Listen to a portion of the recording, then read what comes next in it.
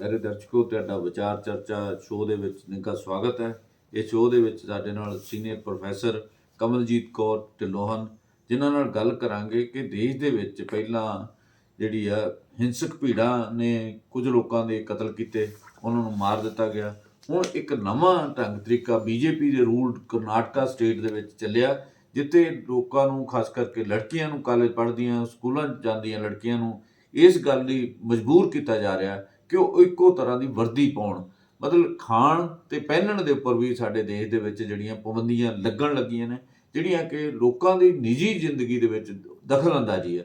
ਇਹ ਦਖਲਅੰਦਾਜ਼ੀ ਕਿਸ ਪਾਸੇ ਵੱਲ ਨੂੰ ਲੈ ਕੇ ਜਾਏਗੀ, ਇਹਦੇ ਬਾਰੇ ਮਤਲਬ ਉਹਨਾਂ ਨਾਲ ਗੱਲਬਾਤ ਕਰਾਂਗੇ। ਭਾਵੇਂ ਕਿ ਦੇਸ਼ ਦੀ ਪਾਰਲੀਮੈਂਟ ਦੇ ਵਿੱਚ ਪ੍ਰਧਾਨ ਮੰਤਰੀ ਨਰਿੰਦਰ ਮੋਦੀ ਨੇ ਬਹੁਤ ਸਾਰੇ ਸਵਾਲਾਂ ਦੇ ਜਵਾਬ ਦੇਣ ਦਾ ਯਤਨ ਕੀਤਾ, ਪਰ ਜਿਹੜੇ ਬੁਨਿਆਦੀ ਮੁੱਦੇ ਆ ਉਹਨਾਂ ਤੇ ਕਿਸੇ ਦੇ ਵੀ ਉੱਪਰ ਉਹਨਾਂ ਨੇ ਮੂੰਹ ਨਹੀਂ ਖੋਲ੍ਹਿਆ। ਤੋ ਇਸ ਤਰੀਕੇ ਦੀ ਸਥਿਤੀ ਬਣ ਰਹੀ ਹੈ।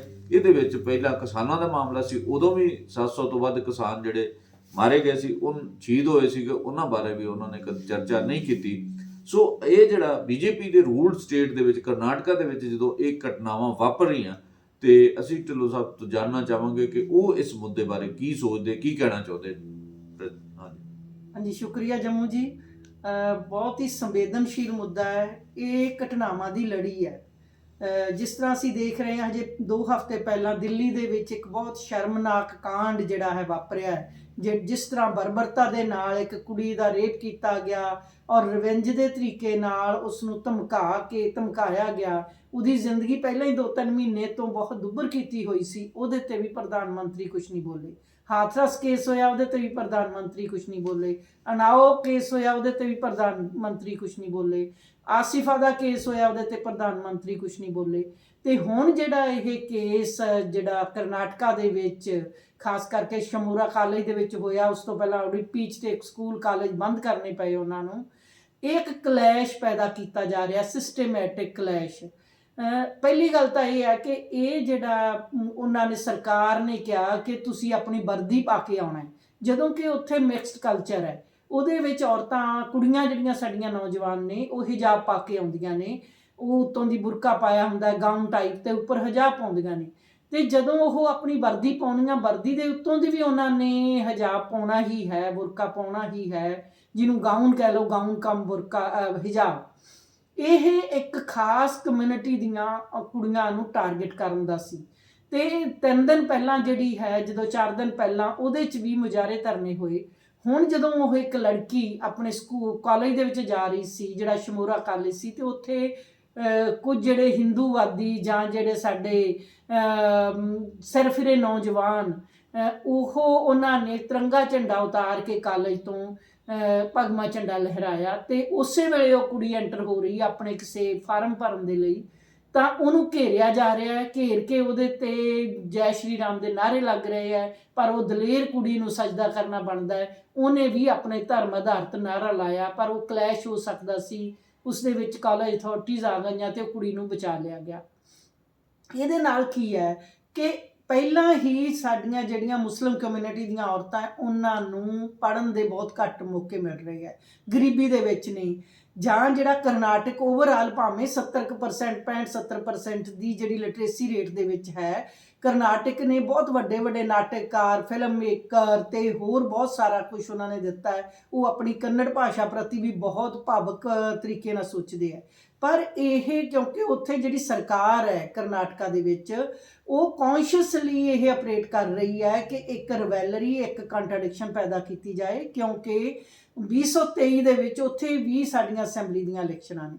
ਹੁਣ ਸਾਡਾ ਮੁੱਦਾ ਜਿਹੜਾ ਹੈ ਹਿਊਮਨ ਰਾਈਟਸ ਦਾ ਹੈ, ਸਾਡੇ ਫੰਡਾਮੈਂਟਲ ਰਾਈਟਸ ਦਾ ਹੈ। ਜਿਵੇਂ ਤੁਸੀਂ ਆਪਣੀ ਭੂਮਿਕਾ ਦੇ ਵਿੱਚ ਗੱਲ ਕੀਤੀ ਹੈ ਕਿ ਹਰ ਇੱਕ ਰਾਈਟ ਟੂ ਚੁਆਇਸ ਦਾ ਮਸਲਾ ਹੈ ਕਿ ਜਦੋਂ ਤੁਸੀਂ ਔਰਤਾਂ ਦੇ ਉੱਤੇ ਇੱਕ ਖਾਸ ਤਰ੍ਹਾਂ ਦੀ ਬੰਦਿਸ਼ ਲਾਉਂਦੇ ਹੋ ਕਿ ਉਹ ਕਿਸ ਤਰ੍ਹਾਂ ਦੇ ਕੱਪੜੇ ਪਹਿਨਣ, ਕਿਸ ਤਰ੍ਹਾਂ ਦਾ ਖਾਣਾ ਕੋਈ ਨਾਗਰਿਕ ਖਾਏ, ਕਿਹੜੇ ਜਿਹੜੇ ਹੈ ਧਰਮ ਨੂੰ ਮੰਨੇ, ਕਿਸ ਤਰੀਕੇ ਦੇ ਨਾਲ ਉਹ ਜਿਹੜਾ ਈਵਨ ਕਿ ਤੁਹਾਡੇ ਘਰਾਂ ਦੇ ਵਿੱਚ ਜਿਹੜਾ ਫਰਿੱਜ ਦੇ ਵਿੱਚ ਕੀ ਪਿਆ, ਇੱਥੋਂ ਤੱਕ ਵੀ ਬੀਜੇਪੀ ਜਿਹੜੇ ਆਧਾਰਤ ਪ੍ਰਦੇਸ਼ ਸੀ ਉਹਦੇ 'ਚ ਕਾਰਵਾਈਆਂ ਹੋਈਆਂ।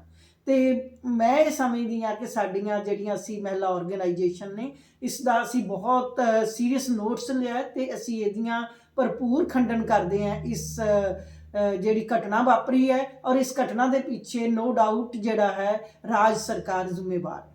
ਇਸ ਦੇਸ਼ ਦੇ ਵਿੱਚ ਮਤਲਬ ਇਹ ਖਾਸ ਕਰਕੇ ਦੱਖਣੀ ਸੂਬਿਆਂ ਦੇ ਵਿੱਚ ਪਹਿਲਾਂ ਜਿਹੜੀ ਪੱਤਰਕਾਰ ਆ ਗੌਰੀ ਲੰਕੇਸ਼ ਦਾ ਕਤਲ ਹੋਇਆ, ਫਿਰ ਪੰਸਾਰੇ ਦਾ, ਫਿਰ ਹੋਰਾਂ ਦੇ ਮਤਲਬ ਜਿਹੜੇ ਰੈਸ਼ਨਲ ਥਿੰਕਿੰਗ ਵਾਲੇ ਲੋਕ ਸੀ ਉਹਨਾਂ ਦੀ ਵੀ ਆਵਾਜ਼ ਦਬਾ ਦਿੱਤੀ ਗਈ, ਮਰਡਰ ਕਰ ਦਿੱਤੇ ਗਏ। ਉਹਨਾਂ ਦੇ ਬਾਰੇ ਵੀ ਬਹੁਤ ਕੁਝ ਨਹੀਂ ਹੋਇਆ। ਹੁਣ ਫਿਰ ਸਾਊਥ ਦੇ ਵਿੱਚ ਇਹੀ ਜਿਹੜਾ ਆ ਹਿਜਾਬ ਵਾਲਾ ਮਾਮਲਾ ਜਾਂ ਇੱਕ ਵਰਦੀ ਪਾਉਣੀ, ਮਤਲਬ ਇੱਕ ਤਰ੍ਹਾਂ ਦੇ ਮਤਲਬ ਕੰਪੈਲ ਕਰਨਾ, ਮਤਲਬ ਇਹ ਜਿਹੜਾ ਇਸ ਦੇਸ਼ ਨੂੰ ਕਿੱਧਰ ਲੈ ਕੇ ਜਾਏਗਾ? ਕਿਉਂ ਨਹੀਂ ਜਿਹੜੀ ਉੱਥੋਂ ਦੀ ਸੂਬਾ ਸਰਕਾਰ ਉਹਨੂੰ ਕਿਉਂ ਇਸ ਪਾਸੇ ਵੱਲ ਜਾਣਾ ਪਿਆ? ਜਿਹੜੇ ਇਸ਼ੂ ਆ, ਮੁੱਦੇ, ਜਿਹੜੇ ਮੁੱਦਿਆਂ ਦੀ ਥਾਂ ਤੇ ਜਿਹੜੀ ਫਿਰਕੂ ਰਾਜਨੀਤੀ ਉਸ ਪਾਸੇ ਵੱਲ ਨੂੰ ਤੋਰਿਆ ਜਾਂਦਾ, ਇਹਦੀ ਖਾਸ ਕੀ ਰਾਜਨੀਤੀ ਹੈ ਪਿੱਛੇ? ਇਸ ਦੇ ਵਿੱਚ ਹੁਣ ਜਿਹੜੀ ਕਿਉਂਕਿ ਕਰਨਾਟਕ ਦੇ ਵਿੱਚ ਜਿਹੜੀ ਆ ਬੀਜੇਪੀ ਦੀ ਸਰਕਾਰ ਹੈ, ਤੇ ਉਹਦੇ ਨਾਲ ਕੀ ਹੈ ਕਿ ਸਾਡਾ ਜਿਹੜਾ ਉਹਨਾਂ ਦਾ ਹਿੰਦੂਵਾਦੀ ਏਜੰਡਾ ਹੈ ਕਿ ਇੱਕੋ ਰੰਗ, ਇੱਕੋ ਹੀ ਤਰ੍ਹਾਂ ਦੇ ਫੁੱਲ ਖਿੜਨ ਇਸ ਦੇਸ਼ ਦੇ ਵਿੱਚ, ਇਹ ਇੱਕੋ ਵੇਲੇ ਚੋਣਾਂ ਹੋਣ, ਇਹ ਗੱਲ ਇੱਕੋ ਵੇਲੇ ਨਹੀਂ ਹੋ ਸਕਦੀ। ਕਿਉਂਕਿ ਜੇ ਇੱਕੋ ਵੇਲੇ ਦੀ ਆਪਾਂ ਗੱਲ ਕਰਦੇ ਹਾਂ, ਇੱਕੋ ਜੀ ਡਰੈਸ ਪਾਈ ਜਾਵੇ, ਜਦੋਂ ਕਿ ਕਾਲਜ ਦੇ ਵਿੱਚ ਸਾਡੇ ਆਮ ਜਿਹੜਾ ਹੈ ਹਿੰਦੁਸਤਾਨ ਦੇ ਵਿੱਚ ਸਕੂਲ ਲੈਵਲ ਤੱਕ ਯੂਨੀਫਾਰਮ ਜਿਹੜੀ ਆ ਹੁੰਦੀ ਹੈ, ਥੋੜੇ ਕਾਲਜਾਂ ਦੇ ਵਿੱਚ ਯੂਨੀਫਾਰਮ ਕੁੜੀਆਂ ਮੁੰਡੇ ਪਹਿਨਦੇ ਨੇ, ਨੌਜਵਾਨ ਹੁੰਦੇ ਨੇ ਉਹ ਰੰਗ ਬਰੰਗੇ ਕੱਪੜੇ ਪਾਉਣਾ ਪਸੰਦ ਕਰਦੇ ਨੇ। ਪਰ ਇਹਦੇ ਪਿੱਛੇ ਇੱਕ ਪੂਰੀ ਦੀ ਪੂਰੀ ਸੋਚ ਖੜੀ ਹੈ, ਪੂਰੀ ਦੀ ਪੂਰੀ ਆਈਡੀਓਲੋਜੀ ਹੈ ਜਿਹੜੀ ਕਿ ਹਿੰਦੁਸਤਾਨ ਨੂੰ ਇੱਕ ਰੰਗ 'ਚ ਰੰਗਣਾ ਚਾਹੁੰਦੀ ਹੈ। ਅਸੀਂ ਇਹ ਸਵਾਲ ਕਰਦੇ ਹਾਂ ਕਿ ਜੇ ਇੱਕ ਰੰਗ 'ਚ ਰੰਗਣਾ ਚਾਹੁੰਦੀ ਹੈ ਤੇ ਫਿਰ ਇੱਕੋ ਜਿਹਾ ਅਰਥਚਾਰਾ ਵੱਖਰਾ ਵੱਖਰਾ ਕਿਉਂ ਹੈ?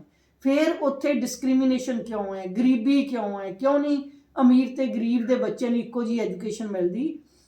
ਅਸਲ ਦੇ ਵਿੱਚ ਇਸ ਦੇ ਨਾਲ ਸਭ ਤੋਂ ਜ਼ਿਆਦਾ ਇਫੈਕਟ ਜਿਹੜੀਆਂ ਹੋਣੀਆਂ ਉਹ ਮੁਸਲਿਮ ਭਾਈਚਾਰੇ ਦੀਆਂ ਕੁੜੀਆਂ ਹੋਣਗੀਆਂ।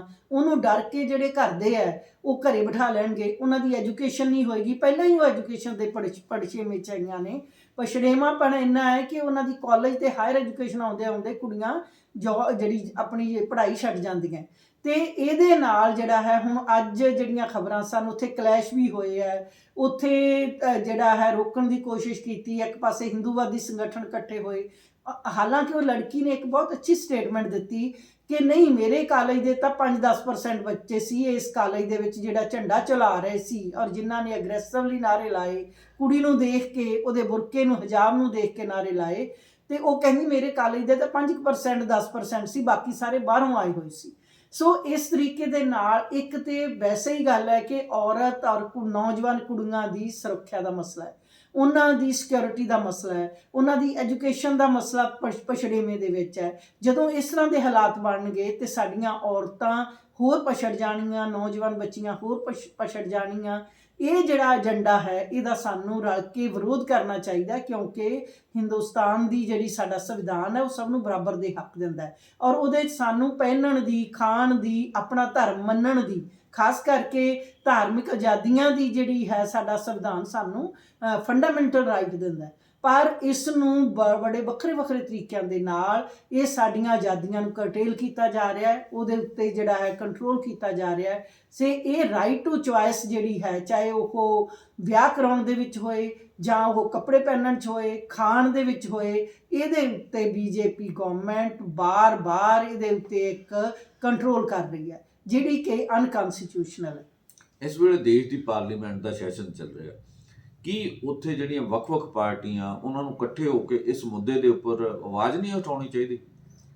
ਬਿਲਕੁਲ ਜੰਮੂ ਜੀ, ਸਾਰੀਆਂ ਪਾਰਟੀਆਂ ਨੂੰ ਪਾਰਟੀ ਆਈਡੀਓਲੋਜੀ ਤੋਂ ਉੱਪਰ ਹੋ ਕੇ ਰਾਸ਼ਟਰਪਤੀ ਨੂੰ ਵੀ ਔਰ ਪ੍ਰਧਾਨ ਮੰਤਰੀ ਨੂੰ ਵੀ ਪਾਰਲੀਮੈਂਟ 'ਚ ਵੀ ਘੇਰਨਾ ਚਾਹੀਦਾ ਤੇ ਉਹਨੂੰ ਮੰਗ ਪੱਤਰ ਦੇਣਾ ਚਾਹੀਦਾ, ਇਸ ਦਾ ਕੋਗਨੀਜੈਂਸ ਲੈਣਾ ਚਾਹੀਦਾ ਅੱਜ, ਕਿਉਂਕਿ ਮੁੱਦਾ ਕੇਵਲ ਕੱਲ੍ਹ ਦਾ ਹੀ ਨਹੀਂ ਹੈ ਜਾਂ ਪਰਸੋਂ ਦਾ ਨਹੀਂ ਹੈ। ਉਸ ਤੋਂ ਇੱਕ ਹਫ਼ਤਾ ਪਹਿਲਾਂ ਜਦੋਂ ਸਰਕਾਰ ਨੇ ਇਹ ਨੋਟਿਸ ਜਾਰੀ ਕੀਤਾ, ਇੱਕ ਸਰਕਲ ਕੀਤਾ ਕਿ ਕੁੜੀਆਂ ਸਿਰਫ ਆਪਣੇ ਜਿਹੜੀ ਯੂਨੀਫਾਰਮ ਪਹਿਨ ਕੇ ਆਉਣੀਆਂ, ਤੇ ਯੂਨੀਫਾਰਮ ਦੇ ਉੱਤੋਂ ਵੀ ਉਹਨਾਂ ਦਾ ਇੱਕ ਟ੍ਰੈਡੀਸ਼ਨ ਹੈ, ਉਹਨਾਂ ਦੇ ਕਲਚਰ ਦਾ, ਉਹਨਾਂ ਦੇ ਰਹਿਤ ਮਰਿਆਦਾ ਦਾ ਹਿੱਸਾ ਹੈ ਕਿ ਉੱਪਰ ਦੀ ਇੱਕ ਕਾਲਾ ਗਾਊਨ ਪਾ ਕੇ ਤੇ ਜਿਹੜੀਆਂ ਅਨਮੈਰਿਡ ਕੁੜੀਆਂ ਨੇ ਹਿਜਾਬ ਪਾਉਂਦੀਆਂ ਨੇ, ਜਿਹੜੀਆਂ ਵਿਆਹੀਆਂ ਹੋਈਆਂ ਔਰਤਾਂ ਨੇ ਉਹ ਬੁਰਕਾ ਪਾਉਂਦੀਆਂ ਨੇ।